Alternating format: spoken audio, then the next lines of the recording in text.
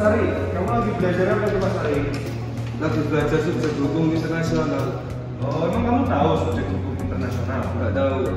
Subjek hukum internasional itu pihak yang dapat dibebani hak dan kewajiban yang dapat diatur dalam hukum internasional. Dan itu juga ada syarat-syaratnya Mas Ari. Yang pertama, suatu entitas harus memiliki personalitas hukum.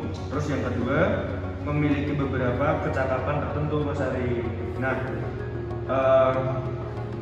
kamu emang tahu subjek hukum internasional terdiri dari apa aja Mas Ari?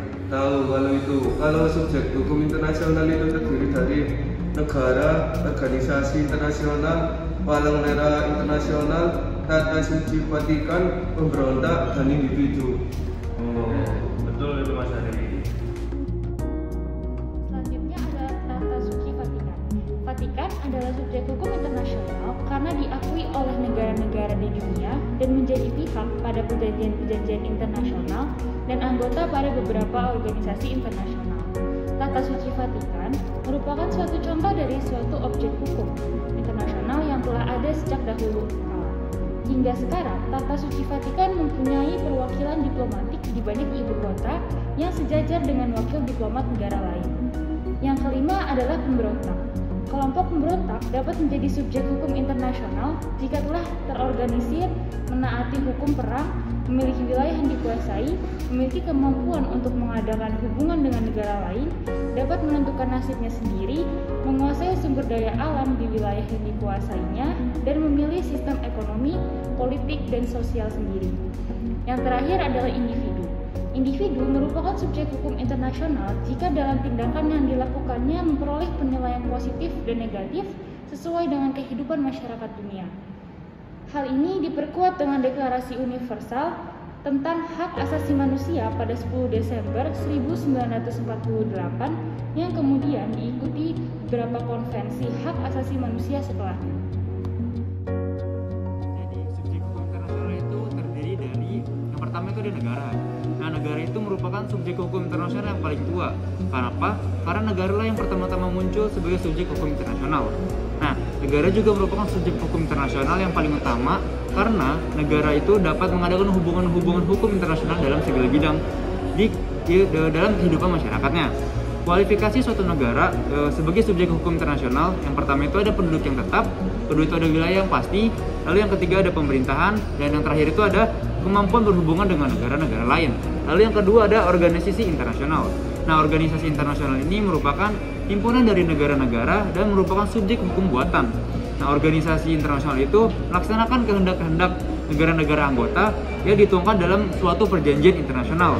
Oleh karena itu, organisasi internasional itu sangat dekat dengan negara yang didirikannya dan sangat bergantung pada negara-negara tersebut. Contohnya itu adalah organisasi internasional. Pertama ada PBB atau Persatuan Bangsa-Bangsa, yang kedua ada World Bank, yang ketiga ada ASEAN. Lalu yang ketiga ada Palang Merah Internasional atau PMI. Dapat dikatakan bahwa PMI ini merupakan subjek hukum yang lahir karena sejarah. Kenapa? Karena hal ini disebabkan adanya kegiatannya dalam bidang kemanusiaan itu mendapat sambutan positif dari berbagai negara yang diikuti oleh langkah nyata yang dilakukan oleh Palang Merah Internasional. Akhirnya Palang Merah Nasional dari negara itu menghimpun diri dan menjadilah Palang Merah Internasional. Dapat dikatakan keanggotaan PM ini atau Palang Merah Internasional ini berasal dari palang merah bermacam-macam dari negara-negara yang lainnya. Sumber hukum internasional. Dalam buku Pengantar Hukum Indonesia oleh Rahman Syamsuddin, hukum internasional pada dasarnya bersumber atas dua hal, yaitu sumber hukum formal dan sumber hukum material. Adapun sumber hukum formal dalam hukum internasional ditegaskan dalam Statuta Mahkamah Konstitusi Internasional pada pasal 38 ayat 1, di mana sumber hukum internasional yang dipakai oleh mahkamah dalam mengadili perkara sebagai berikut: 1. Perjanjian internasional, 2. Kebiasaan internasional, 3. Prinsip hukum umum, 4. Keputusan pengadilan, 5. Pendapat para sarjana terkemuka di dunia. Cek hukum internasional adalah semua pihak atau entitas yang dapat dibebani oleh hak dan kewajiban yang diatur oleh hukum internasional.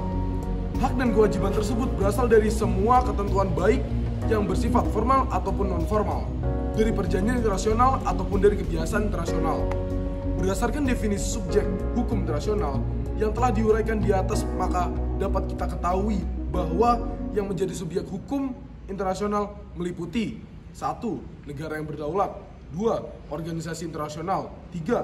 Palang Merah Internasional, 4. Tahta Suci Vatikan, 5. Pemberontak, 6. Individu.